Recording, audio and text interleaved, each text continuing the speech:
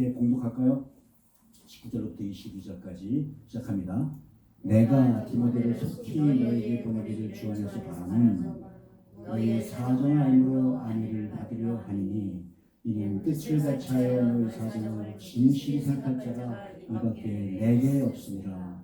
그들이 다 자기 일을 구하고 그리스도 예수의 일을 구하지 아니하되 디모데 영광을 알다니 자식이 아버지에게 한같이 나와 함께 복음을 위하여 수고하느니라. 아멘. 아멘.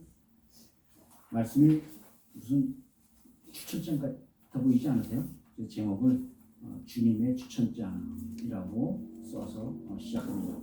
말씀은 디모데를 우리 교회로 파송하려고 하는 우리 바울 사도의 그런 하나님에 대한 사랑과 간절한 은혜, 충성이 박힌 들어있는 글입니다. 함께 오늘은 주님의 추천장, 마음을 어떻게 다스리는가에 관해서 함께 말씀을 나누도록 하겠습니다. 말씀드렸듯이 지난주 화요일 날 미 동부 노회가 이 자리에 있었어요. 이번 노회는 특별히 두 분의 목사님과 두 분의 강도사님의 노회 가입 청원이 있었습니다. 사실 목사님, 강도사님 아무나 맞받을 수 없잖아요. 굉장히 중요한 일이지 않습니까? 그러다 보니까 그분들의 경력을 좋건 싫건 세밀히 봐야 되는 일주치에 있었습니다. 저도 물론 세상살이 할 때 이런 취직이나 응시 같은 거 할 때 이력서 많이 써봤어요.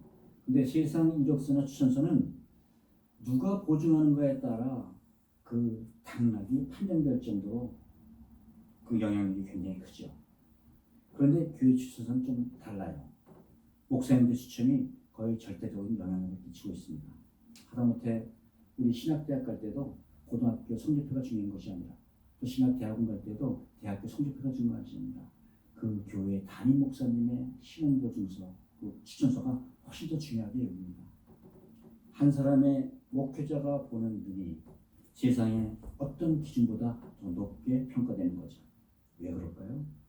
그 지자들은 세상 나라를 위해 살 사람들이 아니라 하나님의 나라를 위해 살 사람들이기 때문인 것이죠. 아멘.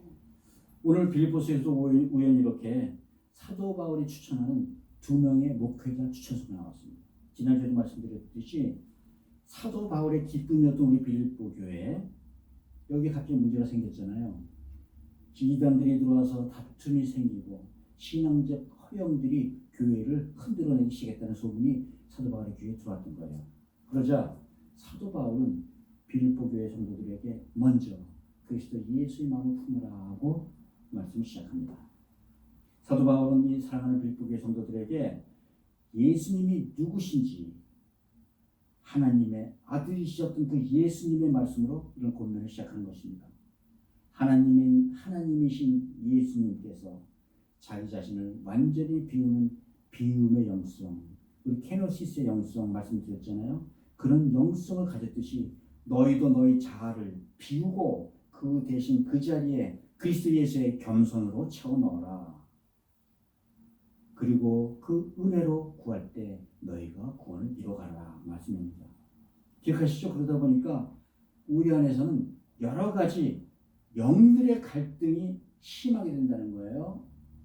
갈등할 때마다 우리는 스스로 결단하고 성령의 도우심을 의지하여 두렵고 떨림으로 마음으로 혼의 구원, 즉 성화 구원을 이뤄가라. 여기까지가 지난주에 같이 말씀 나눴던 지난주의 내용이었습니다. 그러면 오늘 공적으로 우리가 이뤄나가야 할 구원이라는 것은 무엇이냐? 다시 말씀드릴게요.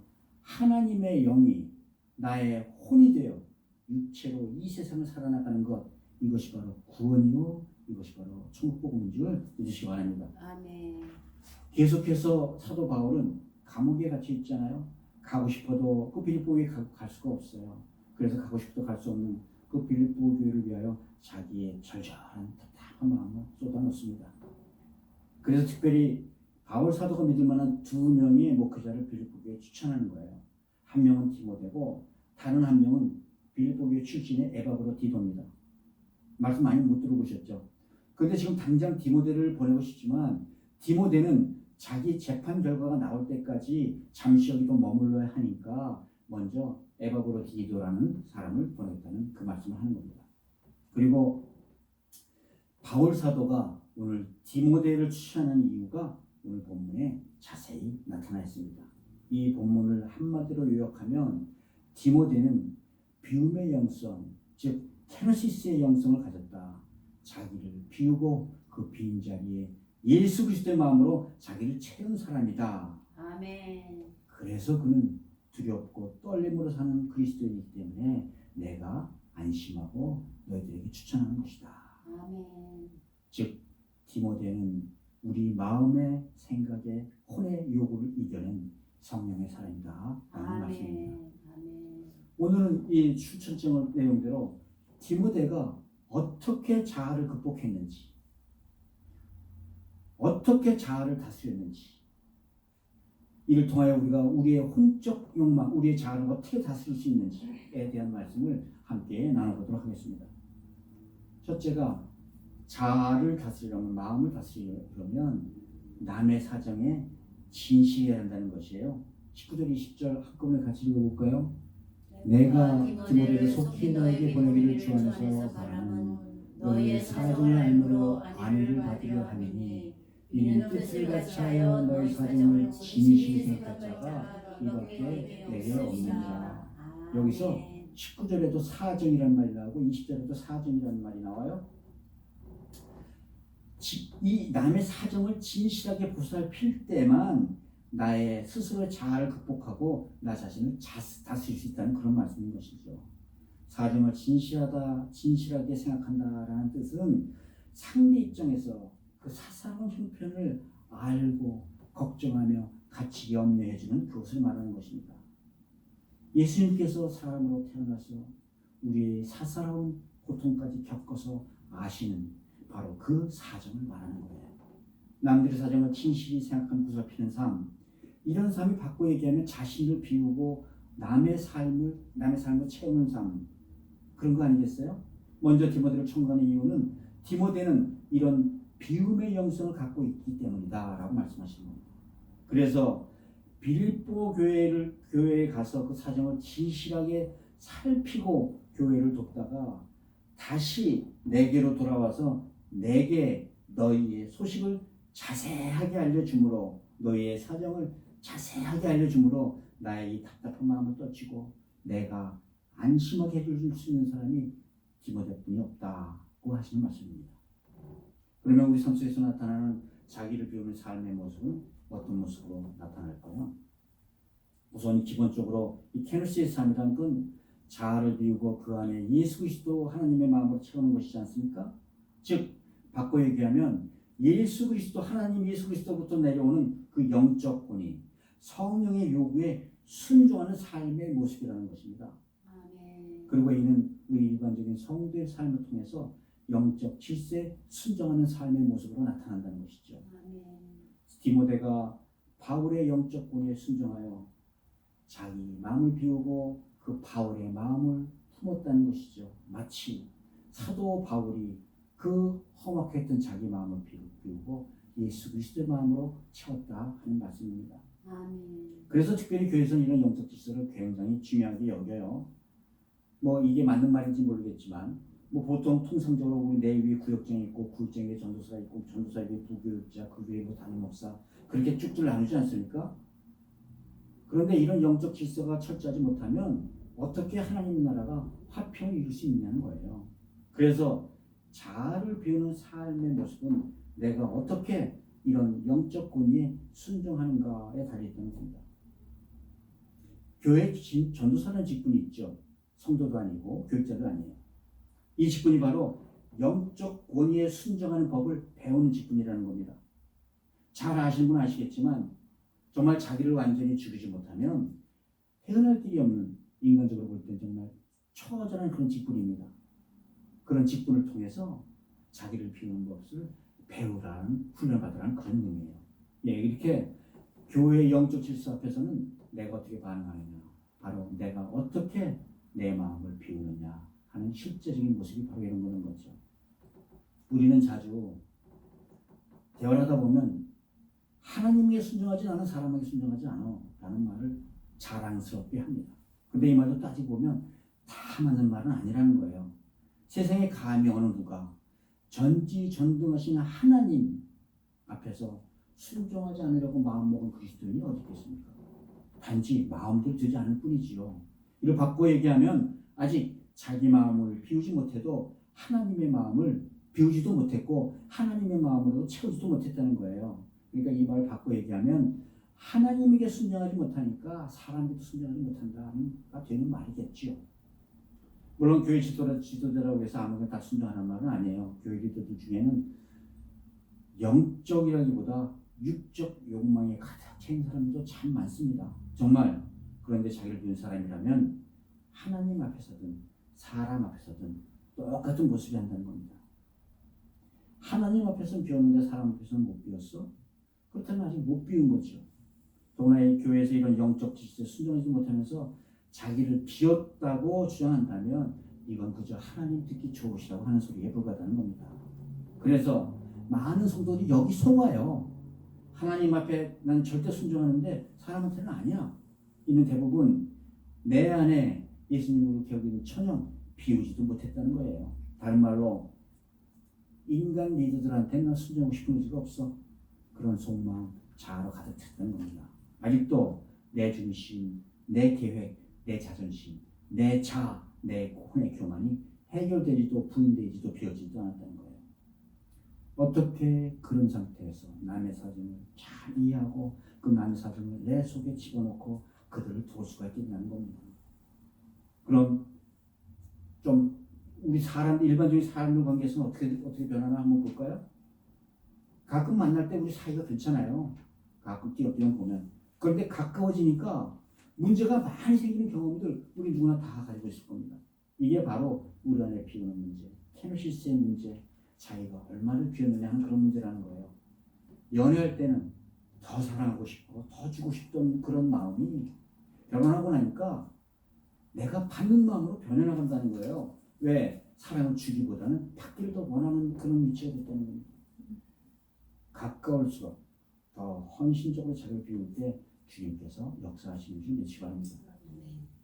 여러분, 하나님께서는 우리의 인간의 관계가 깊어져 하나가 될수록 더 큰 기쁨을 누리도록 창조하셨습니다. 그런데 우리는 왜 가까워질수록 더 큰 상처를 받나요? 바로 우리 안에 우리를 비우지 못하는 그 문제가 있기 때문이라는 겁니다. 그래서 이런 비움의 영성, 케노시스의 영성을 키우지 못한다면 우리는 하나님이 주시는 기쁨과 행복을 제한적으로밖에 누릴 수 없다는 겁니다. 원래 하나님이 주시려는 축복과 기쁨은 이만큼 큰데 우리 안에 자아가 살아있어 누릴 수 없다는 거예요. 배우자나 가족이나 친구 관계에서도 또 교회의 교원 관계에서도 이를 묶어내는 하나님의 사랑의 축복이 이만큼 큰데 내 안에 자아가 해결되지 않으면 우리는 그 하나님의 기쁨과 축복을 제대로 누리지 못한다는 겁니다. 여러분, 우리 안에 내 중심이나 내 의지대로가 아닌 상대의 처지와 사정을 먼저 생각하고 기도하고 보살필 때 성령님의 도우심으로 내 자아가 덩달아 다스려지는 줄 믿으시기 바랍니다. 아멘. 성경은 히브리서에서 이렇게 말씀해요. 서로 돌아보아 사랑과 선행을 격려하며 그날이 가까운 곳으로 더욱 그리하자. 아멘. 아멘. 남의 사정이지만 내 사정처럼 진실한 마음으로 여겨 살펴볼 때 우리 안에 성령께서 나의 자아를 다스려주는 줄 믿으시기 바랍니다. 아멘. 디모데는 바울의 마음으로 자기 마음을 참 충성스러웠던 사람이었다는 겁니다. 바울이 빌립보 교회 성도들을 사랑하고 염려했듯이 디모데도 열심을 다해 빌립보 교회를 섬겼다는 거예요. 디모데는 바울처럼 교회의 영적 권위에 잘 따랐고 영적 질서에 순종한 사람이었다는 겁니다. 이것이 바로 충성된 일꾼들의 마음이라는 거죠. 그래서 사도 바울은 너희 사정을 진실히 생각할 자는 디모데 밖에 없다고 강하게 추천하고 있는 것입니다. 사랑하는 성도 여러분, 여러분들은 여러분 위에 두신 이 하나님의 영적 질서를 어떻게 대하고 계십니까? 혹시 내 안에 자아로 인해 하나님께서 우리에게 허락해 주신 기쁨과 행복을 놓치고 있지는 않으십니까? 내 사정보다 남의 사정을, 내 행복보다 남의 행복을 위해 생각하고 기도하고 격려하고 보살필 때 내 안에 견고하게 자리 잡은 나의 자아의 우상도 내 혼의 교만도 서서히 사라져가는 줄 믿으시기 바랍니다. 우리 모두 성령님의 도우심으로 온전히 내 자아의 교만을 물리치시기를 주님의 이름으로 축복드립니다. 아멘. 두 번째가 이런 내 안에 내 마음을 다스리려면 그리스도 예수의 일을 먼저 구하라고 말씀한다는 알고 있어요. 아멘. 21절 다시 같이 읽습니다. 그들이 다 자기 일을 구하고 그리스도 예수의 일을 구하지 아니하되 아멘. 아멘은 일은 아닌 것 같아요. 그죠? 둘째로 우리가 자기 일보다 예수의 일에 우선권, 프라이어리티를 주라는 것이에요. 그렇게 프라이어리티를 줄 때 나의 자아가 다스려진다는 겁니다. 대부분 그리스도인들도 일을 할 때 먼저 자기 일부터 챙기죠. 그 뒤에 예수를 찾아보기도 하죠. 먼저 자기 가족, 자기 직장, 그러고 나서 시간이 나면 예수의 일을 돌아봅니다. 그 바꿔 얘기하면 시간도 정성도 돈도 모두 자기 자신을 위해 쏟아붓는다는 거예요. 마찬가지로 사도 바울이 사역할 그 당시 사도 바울 옆에는 수많은 동역자들이 많았습니다. 그런데 사도 바울이 보기에 그들도 똑같았다는 거예요. 그런데 사도 바울이 디모데를 보니까 저 친구는 반대라는 거예요. 디모데에 있어서 그 인생의 프라이어리티가 그 우선권이 예수님에 있다는 것을 보았다는 거예요. 그래서 사도 바울은 빌립보 교회를 복음이 충만한 교회로 다시 세울 적임자로 디모데를 이렇게 추천하고 있는 것입니다. 사실 사람이 자기를 제껴두고 남의 일, 교회 일을 먼저 한다거나 주님의 일을 찾아 한다는 게 쉽지 않죠. 만약에 그래야만 한다면 본인이 스트레스 엄청 받지 않겠어요? 예, 저도 성경 건축을 직접 담당해 본 경험이 있습니다. 처음에는 서로 기분 좋게 건축 공부도 하고 기도회도 같이 하고 계획도 같이 하고 아주 열심히 학이 있게 했는데 얼마 오래가지 않는다는 거예요. 어느 계획이나 마찬가지지만 조금 하다 보면 2차 계획이 다시 나오지 않겠습니까? 2차 계획 건축 비용 문제로 다시 건축물 얘기가 나오니까 마음이 터지더라는 겁니다. 모두들 반대하는데 저도 물론 이해는 하죠. 그래도 그렇게 성전에서 뜨거웠던 친구들이 이제는 뒤로 숨어서 이거에 관한 반대 운동을 하고 있는 거예요. 하기야 건축 담당됐던 저도 얼마나 큰 스트레스 받았겠습니까? 나중에는 저도 혼자 감당할 수가 없으니까 그냥 슬그머니 뒤로 빠져나오게 되더라고요. 자신을 비운다는 것, 특별히 자기의 체면이나 재물까지 비운다는 건 정말로 스트레스 받는 일입니다. 그러므로 주님의 일에 우선을 두고 인생을 산다는 건 우리의 혼적인 결단, 우리의 의지가 필요하다는 일이라는 거예요. 왜 예수님이 찾아왔던 부자 청년 이야기 잘 아시지 않습니까? 한 부자 청년이 예수님을 쫓아와 영생을 얻기를 간구하니까 예수님께서 이렇게 대답하세요. 내 소유를 팔아 가난한 자에게 나눠주고 와서 너는 나를 따르라. 성경은 이 부자 청년은 근심하며 뒤돌아갔다고 말씀하고 있습니다. 자기가 비워지지 않는 것이죠. 한편 예수님께서 갈릴리 호수에서 제자를 부르실 때 제자들은 어떻게 했나요? 나를 따라오라. 내가 너희로 사람 낳는 어부가 되게 하리라.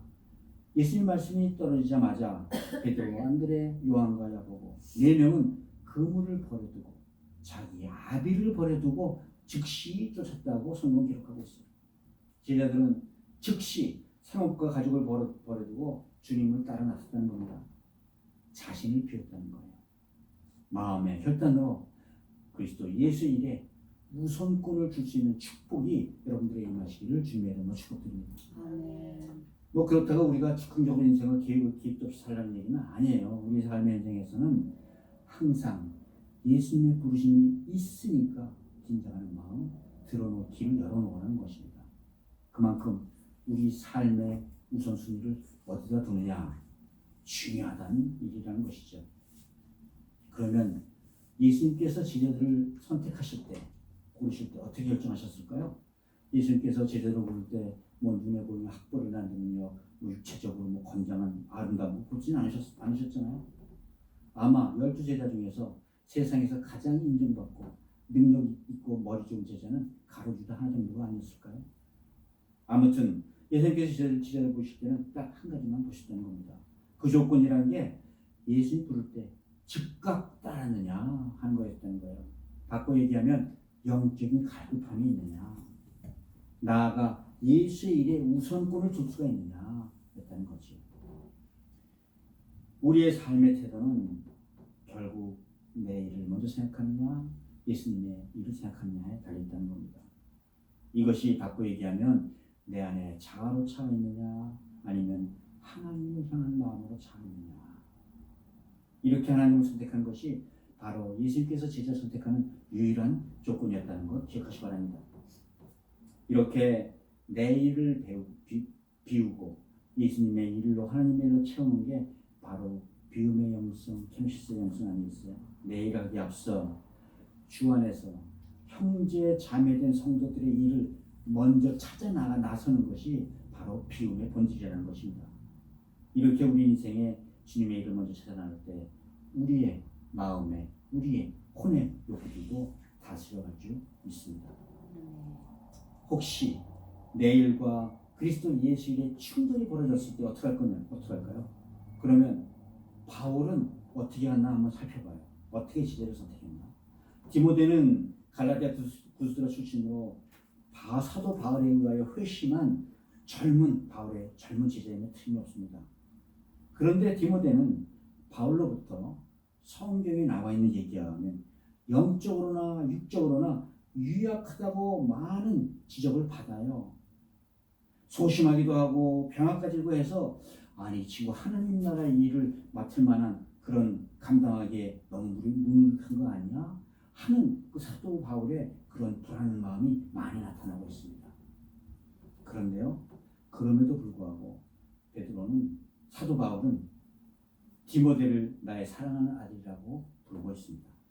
바꿔 말하면 디모데 역시 바울의 지적이 쓰건달건 그 말을 마음을 받고 즉각적으로 받아들이고 순종했다는 것이겠죠. 마치 사도 바울이 다메섹 도상에서 예수 그리스도의 질책을 받고 즉각 순종했듯이 디모데도 결단하고 순종했다는 거예요.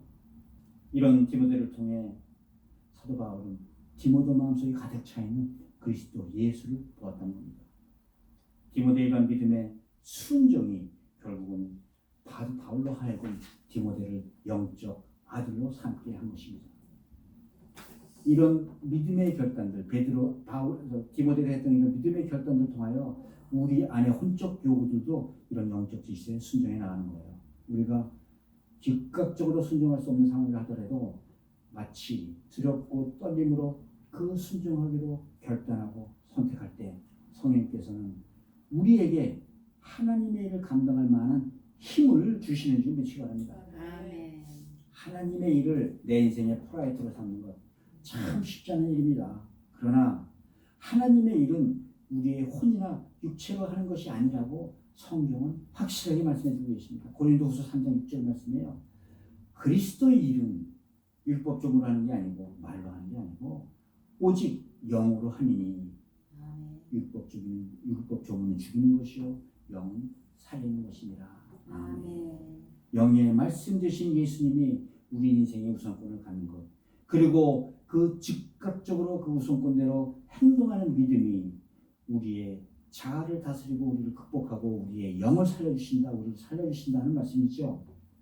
그리스도 예수 일에 우선권을 두고 즉각 실천할 때 우리의 마음도 우리의 교만한 혼도 다스려주는 줄 믿으시기 바랍니다. 사랑하는 성도 여러분, 세상 일은 자기를 분주합니다. 그러나 분주하면 분주할수록 그 혼은, 그 자아는 높아져가기만 할 뿐이에요. 그리스도 예수 일에 영의 말씀에 초점을 그리고 우선권을 두시기 바랍니다. 주의를 먼저 행함으로 이 땅에서도 혼의 압박으로부터 벗어나 천국을 누릴 수 있는 우리 모두가 되시기를 주님의 이름으로 축복합니다. 마지막으로 이렇게 내 마음을 다스리려면 연단을 통과해야 한다는 거예요. 우리 22절 다시 함께 읽습니다. 디모데 연단을 너희가 하나니 자식이 아버지에게 하는 같이 나와 함께 복음을 내어 수고하느니라. 아멘. 간단히 말하면 디모데는 나 바울과 함께 복음을 위하여 수고한 자니라 말씀하시는 거예요. 교회를 위한 동역자였다는 거죠. 그런데 조심해서 살펴볼 단어들이요. 함께 수고했다는 말입니다. 바울 혼자, 디모데 혼자 수고한 게 아니라 함께 수고했다는 의미예요. 그런데 더구나 연단 속에서 함께 수고했다는 말씀이에요. 이렇게 어려운 일을 겪으면서 함께 마음을 합쳐 수고하기가 쉬운 일이겠습니까? 서로가 서로를 이해되고 절대적으로 신뢰하지 않으면 이루어질 수 없는 일이에요. 마치 한 몸같이 언행을 일치시켰다는 거예요. 바꿔 얘기하면 디모데는 마치 자식이 아버지를 대하듯이 바울을 도와 하나님의 일을 감당했다는 말씀이시죠. 하나님의 일에 이렇게 많은 사람들이 수고하면 참 좋겠죠. 그런데 아무나 하는 것이 아니라 연단을 거친 사람들이 필요하다는 거예요. 바울이 보기에 디모데는 이런 연단의 과정까지 거쳐 증명된 사람이라는 겁니다. 연단은 항상 나의 혼과 나의 영이 충돌할 때 이를 극복하는 과정에서 벌어지는 나의 성품으로 고착되는 거잖아요. 기억하잖아요. 환난이 있는 연단은 소망을 낳느니라. 아멘. 일반적으로 사람들은 이런 연단의 과정이 다가오면 사실은 이런 상황을 피합니다. 하나님의 영이 나의 자아를 굴복시켜야 되는 그런 상황, 즉 나를 부인해야 되는 상황이 영 불편한 거죠. 사실 자기가 부인돼 있다면 불편한 게 하나도 없어요. 그런데도 마음이 불편해. 바꿔 얘기하면 자기 부인이 안 된다는 거죠. 우리 여러분들 마아가 기억하시죠? 마아가는 바나바의 생질이자 바울과 바나바가 1차 선교 여행에 동참했던 예수님의 큰 제자 중에 하나였어요. 그런데 선교지에서 너무 교생이 심하자 마아가는 대에서 도망을 갑니다. 이탈해서 예루살렘으로 혼자 도망가고 말아요. 중간뿐이 안 됐을 때예요. 그럼 부잣집 아들로 태어나서 이렇게 길거리에서 당하는 위험들 험한 고생을 한다는 것, 그런 감당하지 못하겠는 거예요. 바꿔 얘기하면 마가는 자기를 비우고 인내를 통하여 연단을 쌓는 대신에 그 상황을 회피하고 만 겁니다. 이 일로 바울과 바나바가 2차 선교여행을 떠날 때 사도 바울로부터 심한 배척을 받습니다. 바울은 실라와 함께, 그래서 마가는 베드로와 함께 서로 다른 선교의 길을 떠나시죠. 이게 교회 성도들도 비슷하다는 거예요. 자존심이 상할 상황 정도가 오면 자기를 비우는 대신에 그 상황을 피하고 온다는 거예요. 어떤 때는 관계를 끊기도 하고 교회를 떠나서 다른 교회로 옮기기도 하고, 여하튼 무조건 회피할 방법을 찾는다는 거예요. 자아를 꺾고 말씀에 순종하는 게 아니라 자존심이 상하는 걸 용납하지 못하겠다는 겁니다. 객관적으로 봐도 불편할 상황도 있어요. 억울할 수도 있습니다. 그런데 내 자신을 꺾는 것만은 용납을 못하겠다는 거예요. 그런데 여러분, 이렇게 회피하고 관계를 끊다 보면 내가 내 자아를 다스려가는 그 연단의 기회를 놓치고 만다는 겁니다.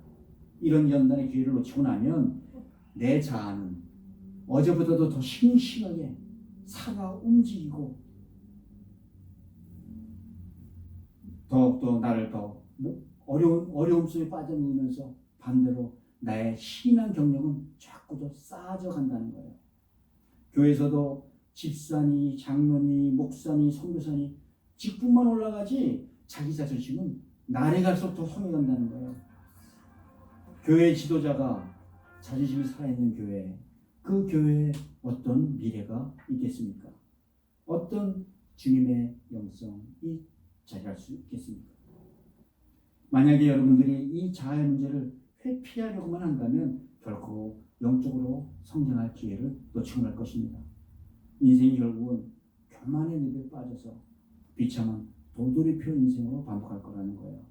여기서 피하고 저기서 도망다가 결국 한 군데 마음을 잡았는데 같은 일이 또 반복되더라는 거예요.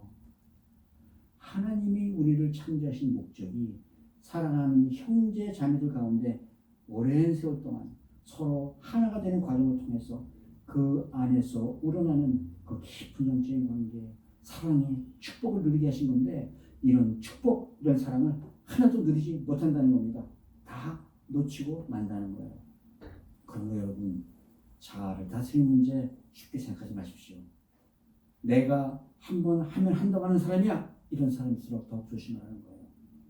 이런 마음을 성경에서는 굳은 마음, 혼으로 가득 찬 마음, 우리가 버려야 될 마음이라고 하는 겁니다. 이렇게 마음이 단단할수록 더욱더 성령님의 은혜 앞으로 나오라는 거예요. 하나님께서 우리에게 허락하신 그 부드러운 마음은 성령의 능력 없이는 이룰 수가 없는 마음이라는 겁니다. 아멘. 도망다니고 피하기만 해서는 절대로 주님 주시는 기쁨과 평강을 누릴 수가 없을 것입니다. 오직 믿음의 연단을 통해서 성령께서 주시는 기쁨과 평안을 누리시기를 주의 이름으로 축복드립니다. 아멘. 다시 마가를 뒤돌아가 볼까요? 바울과 바나바가 서로 다른 성경의 길을 택한 이후에 마가는 성경에서 사라지고 맙니다. 마가의 모습은 어디에도 찾을 수가 없어요. 그러다가 갑자기 성경의 마지막 디모데 후서 4장에 가니까 바울이 디모데에게 부탁하는 말 중에 마가를 찾아 함께 내게로 돌아오라. 그는 나에게 매우 유익한 사람입니다. 그런 고백이 나타나요. 그러면 그 사이에 마가에는 무슨 일이 있었던 걸까요? 아시다시피 마가는 바나바와 선교여행을 마치고 후에 베드로를 쫓아 로마로 갑니다. 마가는 베드로 사도의 영적 아들이라 부를 정도로 로마의 사에게 헌신했다는 겁니다. 그리고 마가는 로마에서 베드로부터 들은 모든 이야기를 중심으로 하나의 책을 써나갑니다. 그것이 바로 마가복음. 가장 먼저 만들어진 마가복음이라는 책이에요. 이 연단을 통해 마가는 베드로와 사도 바울의 연결고리이자 든든한 동역자로 소개된 줄 믿으시기 바랍니다. 아멘. 디모데도 바울을 따라다니며 수없는 선교여행을 통해 정말 겪을 수 없는 모든 고초를 다 겪었죠. 그 연단을 통해 그리스도인으로 바로 서가는 거죠. 때로는 바울의 몸종처럼, 때로는 바울의 아들처럼, 때로는 바울의 비서처럼 바울의 온갖 고난에 동참했던 사람입니다. 바울이 초대교회를 개척했다면 디모데는 그 뒤를 이어 이 교회들을 반석의 자리 위에 세운 사람이라는 겁니다. 그러니 디모데의 마음고생이 얼마나 컸겠어요. 그야말로 그 강한 성품을 가진 바울의 뒤치다거리 자기가 다 감당한 거 아니겠습니까? 혼자 다 도맡아 정리했다는 거예요. 이런 디모데의 헌신과 열정 없이는 신약교회나 초대교회는 아마 명함을 여물지 못할지도 몰라요. 이런 연단들을 통해 바울은 디모데를 한없이 신뢰하게 된 것입니다. 그래서 디모데 전서 1장은 이렇게 시작합니다. 그리스도의 사도된 바울은 믿음 안에서 참 아들된 디모데에게 편지하노니. 아멘. 사랑하는 성도 여러분, 연단을 통해 그리스도의 사람으로 우리는 자라가는 거예요. 디모데 연단을 통해 디모데도 연단을 통해 자기를 비우고 자기 안에 그리스도로 가득 채울 수 있었음을 믿으시기 바랍니다. 아멘. 우리 모두 그리스도를 본받는 연단으로 영적인 성숙함을 누리시기를 주님의 이름으로 축복드립니다. 아멘. 이제 말씀을 맺습니다. 오늘 우리 교회가 여기로 이사와 예배드린 지 정확하게 1년 2주째입니다. 그런데도 아직 우리 교회 내 수준은 10명 정도를 넘지 못해요. 많은 이유들이 있겠죠. 아직도 제가 마음을 덜 비웠고 그리스도로 채우지 못했다는 거겠죠. 그러나 저는 이 과정을 연단의 과정으로 믿습니다. 두렵고 떨리는 마음으로 이 과정에 임하고 있습니다.